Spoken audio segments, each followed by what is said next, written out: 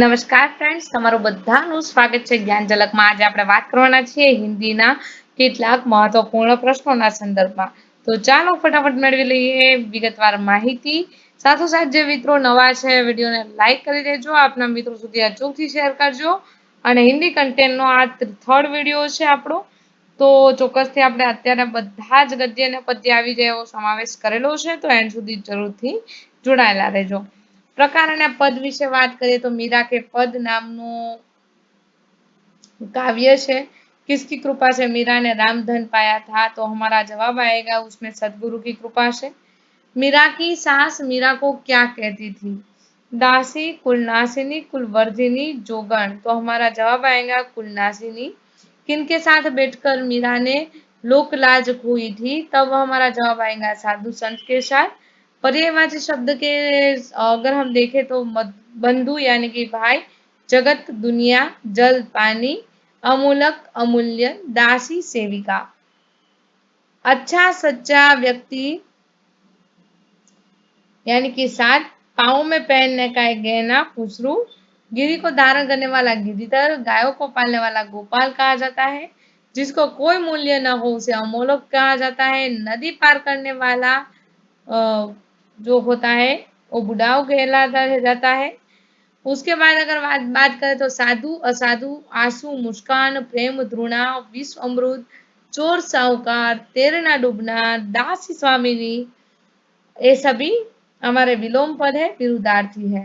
कर्तुवाचक संज्ञा के बारे में अगर यदि हम बात करें तो चोरी यानी कि चोर, खेना यानी खेवटिया, देना यानी कि दाता, गोपाल गोपालन यानी कि गोपालक, गाना यानी गायक, नाच यानी नवैया, और तैरना यानी तैराक। उसके बाद अगर हम समास के बारे में कुछ बात करें तो गिरिधर यानी कि तत्पुरुष समास, साधु संग यानी भी तत्पुरुष समास, प्रेम बलि कर्मधार्य समास, अमोलक बहुव्रीहि समास, भवसागर कर्मधार्य समास, गोपाल तत्पुरुष समास, राम रतन कर्मधार्य समास, लोकलाज तत्पुरुष समास, कुलनाशिनी तत्पुरुष समास, अविनाशी बहुव्रीहि समास। कालिदास का प्राणी प्रेम के बारे में बात करें तो लेखक मोहन राकेश। विख्यात साहित्य के बारे में बात करें तो अषाढ़ का एक दिन चर्चित उसका नाटक है। हरिण शावक इनमें से किसके बाणों से घायल हुआ था? कालिदास, मल्लिका, दंतुल या अंबिका? तो हमारा प्रति उत्तर यहाँ पर आएगा दंतुल। कालिदास हिरण्य शावक के अंगों पर खाली जगह लेप लगाना चाहता है, हवाई, तेल, मरहम या द्रुत? तो हमारा जवाब आएगा द्रुत। मेरी वेशभूषा ही इस बात का परिचय देती है कि मैं यहाँ की निवासी नहीं हूँ। यह वाक्य कौन किससे कहता है? कालिदास दंतुल से, दंतुल कालिदास से, मल्लिका दंतुल से या दंतुल मल्लिका से? तो हमारा उत्तर आएगा दंतुल कालिदास से। उज्जैनी की राज्यसभा में प्रत्येक व्यक्ति कालिदास को किस लिए जानता है? ऋतु संहार के लिए, गीत संहार के लिए, संगीत संहार के लिए, नाट्य संहार के लिए? तो आपका प्रति उत्तर यहाँ पर आएगा ऋतु संहार के लिए।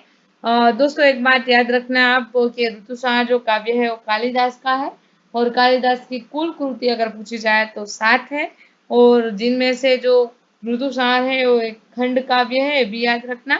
खंड यानी कि कोई टुकड़ा या विभाजन। विशेषण बनाइए। शरीर शारीरिक, गांव गवार, प्रदेश प्रादेशिक, दिन दैनिक, पीड़ा पीड़ित। भाववाचक संज्ञा के बारे में अगर बात करें तो कोमल, कोमलता, बहुत यानी कि बहुतायत, रुष्ट यानी कि रुष्टि। दंतुल कालिदास तक कैसे पहुंचा? दंतुल रक्त बिंदुओं को अनुसरण करके कालिदास तक पहुंचा था। उज्जैनी की राज्यसभा का प्रत्येक व्यक्ति कालिदास को कैसे जानता था? उज्जैनी की राज्यसभा का प्रत्येक व्यक्ति कालिदास को ऋतु संहार के कवि के तौर पर जानता था। हिरण्य शावक दंतुल के बाणों में घायल हुआ था, इसलिए दंतुल ने उसे अपनी संपत्ति कहा। दंतुल को खेदता उसने कालिदास के साथ दुष्टता का व्यवहार किया, अशिष्टता का व्यवहार किया, हिंसा का व्यवहार किया? तो हमारा जवाब आएगा अशिष्टता का व्यवहार किया। अंबिका रुष्ट थी क्योंकि पत्री मल्लिका वर्षा में कालिदास के साथ थी। यदि दंतुल कालिदास के क्षेत्र का निवासी होता तो वह पगड़ी न पहनता, संस्कृत भाषा में बात करता, हरिणों का शिकार न करता। हमारा यहाँ पर उत्तर होगा। कालिदास के लिए संवेदना का प्रश्न था। पर्यायवाची शब्द अगर हम देखें तो हरिण यानी मृग, धृत यानी धीगी, आहत, पायल, पीड़ा, दर्द, विकट, समीप, बर्तन, पात्र, चिंता, फिक्र, हठ, जिद, साहस, हिम्मत, बाणतोर। चिंता, फिक्र, हठ, जिद, साहस, हिम्मत, बाणतोर, प्रशंसा, तारीफ, ललाट, भार, आखेट, शिकार। जो हम अभी जो शब्दार्थ के बारे में बात करे हैं वो सब पर्यायवाची शब्द है, आप जान लीजिएगा।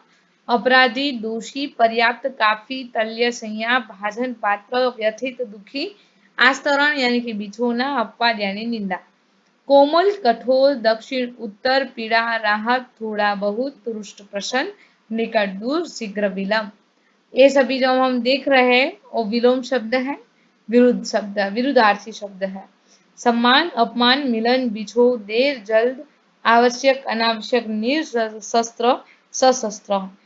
अभी संधि के बारे में कुछ बात करते हैं तो निसंदेह, नि प्लस संदेह, दुर्लभ, दु प्लस लभः, निष्प्राण, नि प्लस प्राण, निर्दोष, नि प्लस दोष। कालिदास का प्राणी प्रेम शब्दार्थ हिरण, साविक, हिरण का बच्चा, मृग, छोना, पुचकारना, प्यार जताना, टपकना, चुनना, बूंद बूंद कर गिरना, आहत, घायल, चोट हो या खाया हुआ, स्पर्श, छूना, आस्तरण, बिछोना, बिस्तर, विश्राम, आराम करना, थकावट दूर करना। द्रुत की, वनस्थली, वन की भूमि, जहाँ वन हो, दुर्वा, दुप, आकृतिया, सकल, यहाँ अर्थ है मनुष्य, वक्ष, छाती, थपथपाना, थपकी देना, ओटाना, आग पर रखकर गाढ़ा करना, अनिष्ट, हानिकर, बुरा। रोमांच, आनंद से रोए खड़े होना, उड़ेलना, डालना, तरल पदार्थ एक से दूसरे बर्तन में डालना, कुलांच, चौकड़ी, छलांग, उछाल, अनुमान, आभास, अंदाजा, अपवाद, निंदा, भाजन, बर्तन, पात्र, ड्यूढ़ी, द्वार, देहली। निशस्त्र, जिसके पास कोई हथियार न हो, तर्कवाद, विवाद, उज्जैनी, उज्जैन, राज्यसभा, राजा की सभा, राजकवि, जिस राज्य से राजकवि का सम्मान मिला हो, अशिष्टता, उज्जड़ता। समास पहचानिए, अगर समास के बारे में बात करें तो रुचि, अरुचि द्वंद्व समास है, राज्यसभा तत्पुरुष समास है, राजकवि तत्पुरुष है, कालिदास तत्पुरुष है, गांववासी तत्पुरुष है, प्रतिदिन अव्ययीभाव समास है। सातवां जो हमारा चैप्टर है वो जन्मभूमि है। जननी जन्मभूमि खाली जगह से महान है। संस्कृत में भी यही उक्ति प्रचलित है, जननी जन्मभूमि से स्वर्गात् अपि गरीयसी। पृथ्वी, आकाश, स्वर्ग, तो यहाँ पर हमारा जवाब आएगा स्वर्ग। भारत का भाल है, भारत का जो भाल है वो हिमालय माना जाता है। जन जन के हृदय में कौन सी नदियां बसी है? नर्मदा तथा साबरमती, कृष्णा तथा कावेरी, गंगा तथा यमुना, या झेलम तथा ब्रह्मपुत्रा। तो यहाँ पर हमारा उत्तर आएगा गंगा तथा यमुना। कृष्ण ने किस ग्रंथ की रचना की थी? महाभारत, भगवत गीता, रामायण, स्कंद पुराण, भगवत गीता। जन्मभूमि काव्य में भारत की किन नारियों की बात बताई है? कल्पना तथा सुनीता की, सावित्री, गार्गी की, सीता, राधा, अहल्या की, जीजाबाई, पुतलीबाई की। सीता, राधा और अहल्या की। जन्मभूमि काव्य के रचयिता खाली जगह है, रामधारी सिंह, बालकृष्ण शर्मा, सुमित्रानंदन पंत, रागे राघव। तो हमारा जवाब आएगा सुमित्रानंदन पंत। कवि हमारी जन्मभूमि भारत का गुणगान करते हुए कहते हैं कि हमारी जन्मभूमि भारत माता से भी अधिक श्रेष्ठ है। हमारी जन्मभूमि भारत माता विश्व से अधिक श्रेष्ठ है। हमारी जन्मभूमि भारत माता स्वर्ग से भी अधिक श्रेष्ठ है। तो हमारा उत्तर आएगा हमारी जन्मभूमि भारत माता स्वर्ग से भी अधिक श्रेष्ठ है। हमारे देश में सावित्री और राधा जैसी महान नारियां हुई थी, जिनकी आभा सुनहरी है, जिनकी आभा से मानव जाति अलौकिक है और जिनका बहुत प्रभाव है। तो हमारा उत्तर आएगा आभा से मानव जाति अलौकिक है। कवि का कहना है कि आज समस्त विश्व के लोगों का जीवन की शुद्ध विभीषिका से त्रस्त और जर्जर हो चुका है। संधि छोड़िए, तपोवन यानी कि तपह प्लस वन, मंत्रोच्चारण मंत्र प्लस उच्चारण, वसुदेव वसुधा प्लस एवह, उसके बाद अगर हम बात करें तो हमारे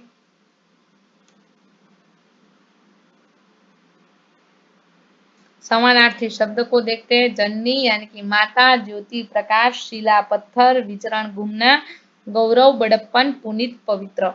शब्द समूह के लिए एक शब्द अगर हम पढ़े तो वह स्थान जहाँ किसी का जन्म हुआ हो, जन्मभूमि, बर्फ से ढका पर्वत, हिमालय, हिमाचल, भारत में सबसे पवित्र मानी जाने वाली नदी गंगा, शाप के कारण अहल्या को मिला रूप, शिला, जन्म देने वाली जननी, देवताओं का लोक, स्वर्ग, सत्यवान पति की पत्नी सावित्री, तप करने के लिए वन, तपोवन।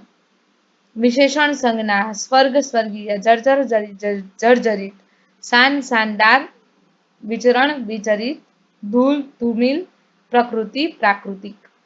समास को पहचानिए। जन्मभूमि तत्पुरुष समास है। मंत्रोच्चारण तत्पुरुष समास है। गंगा यमुन द्वंद्व समास है। ज्योति ग्रथित तत्पुरुष समास है। राम लक्ष्मण द्वंद्व समास है। पद धूली तत्पुरुष समास है। तपोवन तत्पुरुष समास है। ध्यानावस्थित तत्पुरुष समास है। युद्ध जर्जर तत्पुरुष समास है। सुधा कुलकर्णी ने अपनी पढ़ाई किस क्षेत्र में की थी? कंप्यूटर विज्ञान, ऑटोमोबाइल विज्ञान, सिविल इंजीनियरिंग, इलेक्ट्रिकल इंजीनियरिंग। तो हमारा उत्तर यहाँ पर आएंगे कंप्यूटर विज्ञान। किस कंपनी के विज्ञापन में लिखा था कि महिला उम्मीदवार आवेदन न करे? टेल्को, इंफोसिस, वीडियोकॉन, सैमसंग। तो हमारा उत्तर आएगा टेल्को। विज्ञापन से किस प्रकार का भेदभाव स्पष्ट होता था? महिला पुरुष का। सुधा कुलकर्णी को साक्षात्कार के लिए कहाँ बुलाया गया? मुंबई, पूना, कलकत्ता या अहमदाबाद। तो हमारा जवाब आएगा पूना। लेखिका सुधा मूर्ति को 2002 में वुमन ऑफ द ईयर का पुरस्कार किसने दिया? कर्नाटक राज्य सरकार, उड़ीसा सरकार, एफएम रेडियो ने या इंफोसिस फाउंडेशन ने। तो हमारा जवाब आएगा एफएम रेडियो ने। सुधा कुलकर्णी को नौकरी की आवश्यकता नहीं थी क्योंकि उन्हें पिता बहुत धनवान मिले थे। वे शादी करने वाली थी। वे विदेश से स्नाकोत्तर परीक्षा के बाद रिसर्च की डिग्री के लिए छात्रवृत्ति मिलने की पेशकश कर चुकी थी। तो परीक्षा के बाद हमें क्या याद रखना है? विदेश के स्नातकोत्तर परीक्षा के बाद रिसर्च की डिग्री के लिए छात्रवृत्ति मिलने की पेशकश हो चुकी थी। उसके बाद अगर हम बात करें तो स्त्री पुरुष में भेदभाव है, असमानता की बात सुधा कुलकर्णी को पसंद नहीं आई, पची नहीं, खल गई। तो हमारे जवाब आएगा पची नहीं।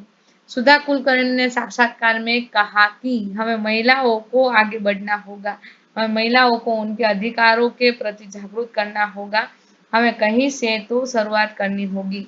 तो हमारा उत्तर यहाँ पर आएगा हमें कहीं से तो शुरुआत करनी होगी।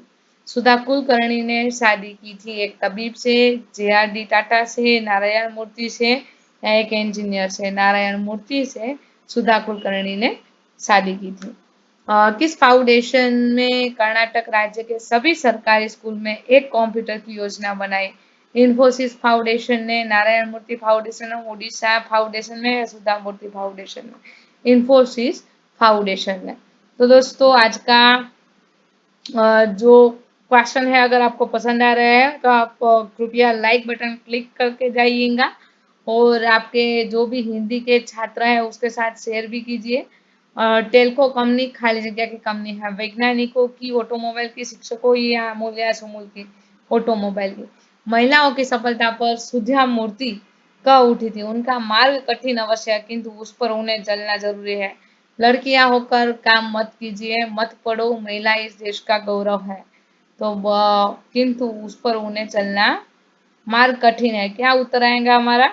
मार्ग कठिन अवश्य है किंतु उस पर उन्हें चलना जरूरी है। ठीक उसी प्रकार जिस प्रकार हमारी जो टाट एग्जाम है वो कठिन जरूर दिख रही है लेकिन उसमें से अगर हम चलेंगे तभी हमारी जो शिक्षक बनने का स्वप्न है वो साकार होगा। इसलिए इस कठिन जो समस्या हमारे सामने आ गई है, जिसे हम एक अनसुलझी पहेली भी मान सकते हैं, तो उसे हम अपने दिमाग में रखेंगे। और अभी जो आखिरी दिन चल रहा है, 3 या 4 दिन अभी सिर्फ बाकी है प्रीलिम्स के लिए, तो उसके लिए जी तोड़ दान से मेहनत कीजिएगा। तो यहाँ पर आपका प्रति उत्तर आएगा रेखा चित्र। प्रश्न एक बार पढ़ लेते हैं। साक्षात्कार के समय वृद्ध सज्जन ने स्नेहमय वाणी में सुधा से कहा, क्या कहा? रेखा चित्र। आप जैसी मेधावी लड़कियों को अनुसंधान शालाओं में जाकर कार्य करना चाहिए। ये वाला विकल्प आएगा वो सही आंसर है आपका। सुधा मूर्ति पाठ की साहित्यिक विद्या कौन सी है? रेखा चित्र है। पर्यायवाची शब्द अगर हम बात करें तो फूल, पुष्प, प्रमुख, प्रधान, योग्य, उचित, ऊपर, नीचे, प्राथमिक, प्रारंभिक, विज्ञापन, इश्तहार। पेशकश, प्रस्ताव, साक्षात्कार, मुलाकात, आवेदन, अर्जी, त्याग पत्र, राजीनामा, मेघावी, तेजस्वी। प्रसिद्ध, अप्रसिद्ध, होश, बेहोश, कार्य, अकार्य, एक, अनेक, खुशी, नाखुशी, भेदभाव, समानता, ये सभी पाठ में आने वाले विरुद्धार्थी पद है। संधि के बारे में बात करें क्योंकि संधि का 1 या 2 मार्क का क्वेश्चन हमें बिल्कुल पूछा जाएगा। सज्जन, सत प्लस जन, पुस्तकालय, पुस्तक प्लस आलय, अनेक, अन प्लस एक, परीक्षा, परिप्लस शिक्षा, सर्वोच्च, सर्व वत्ता उच्च, उल्लास, उत वत्ता लास, यथोचित, यथा वत्ता उचित।